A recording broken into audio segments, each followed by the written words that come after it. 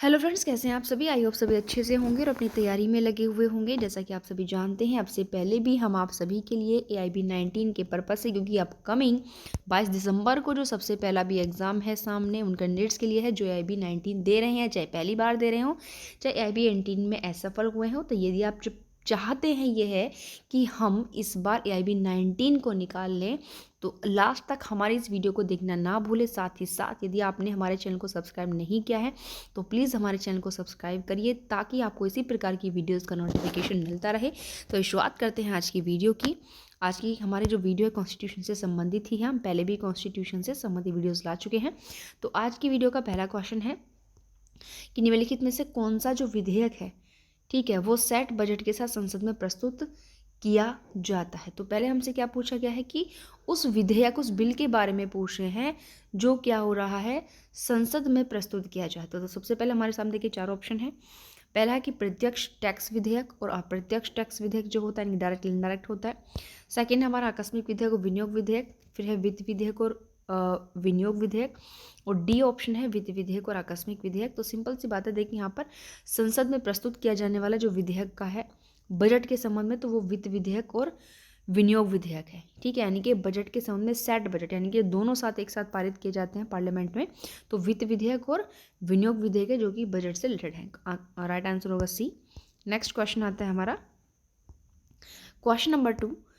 इसमें बात की गई है कि भारतीय संविधान का वो कौन सा आर्टिकल है जो लोकसभा को और राज्यसभा की जो जॉइंट मीटिंग होती है उसका प्रावधान किया गया है, यानी कि कौन सा बात करता है इसके संबंध में। तो इस क्वेश्चन का राइट ऑप्शन होगा 108, क्योंकि जॉइंट मीटिंग के संबंध में जो प्रावधान करता है वो आर्टिकल 108 करता है, जिसमें चीज़ें क्या बताई गई हैं कि जो ड्यूरेशन दी हो 6 महीने की, उसमें अपनी कंसेंट वो ना दें, या फिर जो दूसरा मतलब हाउस है वो क्या हो, पहले वाले की जो भी उसने मतलब अपनी चीज़ें रखी हैं उन पर उसकी असहमति हो। इस प्रकार के रीजंस जो हैं उन पर जॉइंट मीटिंग बिठाई जाती है। अगर आर्टिकल 118 पढ़ेंगे तो उसमें यह बताया गया कि इस जॉइंट मीटिंग को देखिए बुलाएगा कौन। तो आर्टिकल 108 में प्रावधान किया गया है बुलाने की पावर प्रेसिडेंट के 108 के अंतर्गत, बट इस जॉइंट मीटिंग की प्रेसिडिंग कौन करेगा, इसका जो है अध्यक्ष कौन होगा। ठीक है, तो वो होगा लोकसभा का जो अध्यक्ष होता है, वो इस मीटिंग की क्या करेगा, अध्यक्षता करेगा। 118 आर्टिकल इस चीज़ के बारे में बात करता है, तो ध्यान से रखिएगा।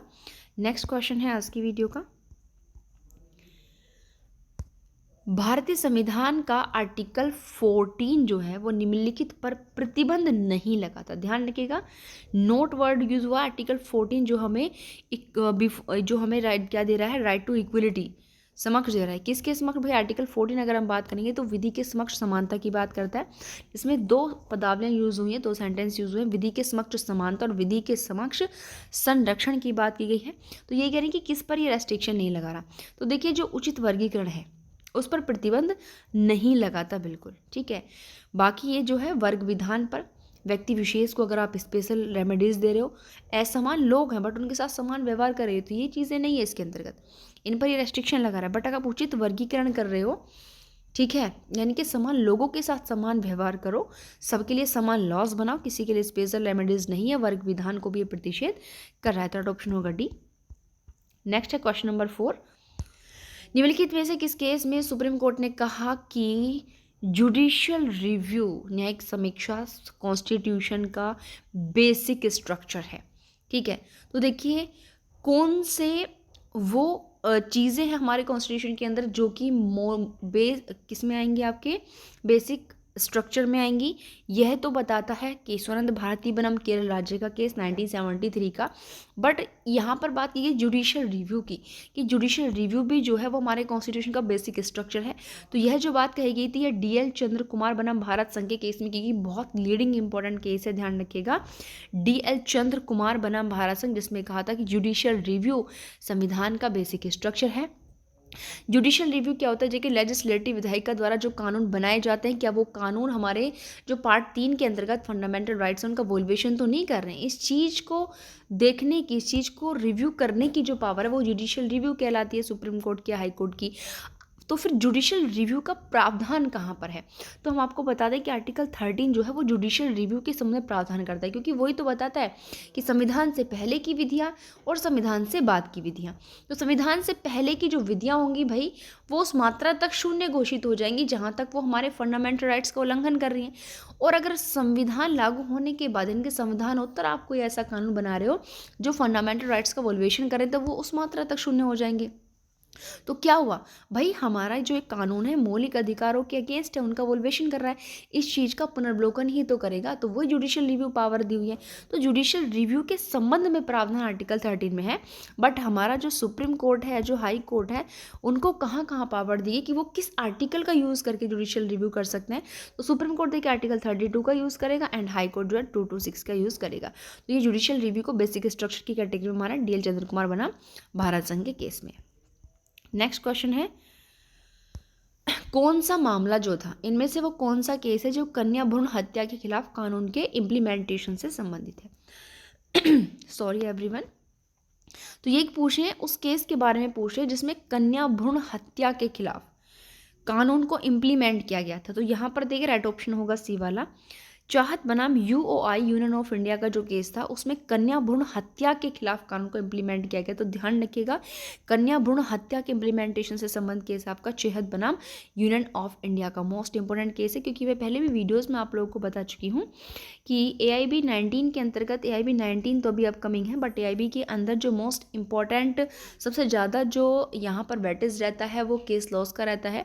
देखिए जैसे हमारा कॉन्स्टिट्यूशन है, IPC या BNS है, CRPC या BNSS है, इंडियन एविडेंस एक्ट या फिर भारतीय साक्ष्य अधिनियम है, ठीक है, ये कुछ कॉन्ट्रैक्ट हो गया, टोट हो गया, ये वो एक्ट हैं जिनके अंदर सबसे ज़्यादा वेटेज ध्यान रखिएगा केसेस का होता है। और देखिए AIB के एग्ज़ाम के अंदर, क्योंकि ये है एडवोकेट्स के किस स्किल से रिलेटेड एक टेस्ट होता है, एक एग्ज़ाम होता है, तो यहाँ पर वो बहुत ही कम सेक्शन बेस्ड क्वेश्चन देते हैं, ज़्यादातर से ज़्यादा जो है प्रॉब्लम बेस्ड, फैक्चुअल बेस्ड या फिर केस लॉस पर डिपेंड होते हैं, ठीक है। तो इसलिए लगातार आप अपनी प्रिपरेशन में लगे रहिएगा, कोई भी ढील नहीं दे प्लीज़, मैं ये बार बार कहती आई हूँ, ठीक है। और ये कंटिन्यू करते हैं अपने क्वेश्चंस को। नेक्स्ट क्वेश्चन है हमारा, निम्नलिखित में से कौन से कथन जो है सही है? देखिए सही कथन की बात पूछ रहा है, तो यहाँ पर देखिए पहला हम देखते हैं, क्योंकि ये जो क्वेश्चन है हमारा, देखिए इसमें इस तरीके से क्वेश्चन जो है पूछे गए हैं, तो इसमें हमसे देखिए राइट क्वेश्चन पूछ रहा है कि कौन सा सही है, इन चारों में से हमें कोई भी देखने कि कितने सही, क्योंकि इसमें एक से अधिक सही है। तो पहला कह रहा है कि एक साधारण विधेयक केवल राज्यसभा में ही प्रस्तुत किया जा सकता है। ये कह रहे हैं कि जो साधारण विधेयक होता है वो कहाँ प्रस्तुत किया जाएगा? केवल राज्यसभा में ही प्रस्तुत किया जाएगा। नेक्स्ट क्वेश्चन है, लोकसभा में जो लंबित कोई विधेयक है उसको सदन के सत्रावसान के कारण समाप्त नहीं किया जा सकता। भाई कोई विधेयक जो है, जो बिल है वो पेंडिंग पड़ा है लोकसभा के अंदर, तो अगर जो हाउसेज हैं उनका सत्रावसान जो है वो समाप्त हो गया, मतलब सत्रावसान हो गया सदन का, तो कैसी सिचुएशन में वो लंबित विधेयक भी खत्म हो जाएगा? तो नहीं, ये कहने मतलब खत्म नहीं होगा। सी वाला है, राज्य परिषद में लंबित कोई विधेयक जो लोकसभा द्वारा पारित नहीं किया गया अभी, यानी कि राज्यसभा में लंबित है विधेयक। पहली बात किसकी कर रहे थे? लोकसभा की। अब ये बात करें राज्यसभा की, राज्यसभा में विधेयक जो बिल है पेंडिंग है, लोकसभा ने बट उसको भी पारित ही नहीं किया है। लोकसभा का अगर विघटन हो गया तो वो समाप्त नहीं होगा। डी है ऑप्शन हमारा, लोकसभा में लंबित कोई विधेयक सदन के विघटन के कारण समाप्त नहीं होगा। लोकसभा में लंबित अगर कोई विधेयक है और सदन का अगर विघटन हो जाए तो उस कारण से क्या नहीं होगा? वो समाप्त नहीं होगा। तो ये जो चीज़ें आप इस ऑप्शन में देख रहे हैं ये सेक्शन 107 के अंतर्गत कैटेगरी में आती हैं। तो देखिए यहाँ पर अब हमें देखने के राइट ऑप्शन कौन कौन से हैं। देखिए ये पहले ऑप्शन में बात करें कि साधारण विधेयक राज्यसभा में प्रस्तुत किया जाता है, ऐसा नहीं है, बिल्कुल ये वाला गलत है। और हमें इस क्वेश्चन में क्या देखना है? सही कौन सा है।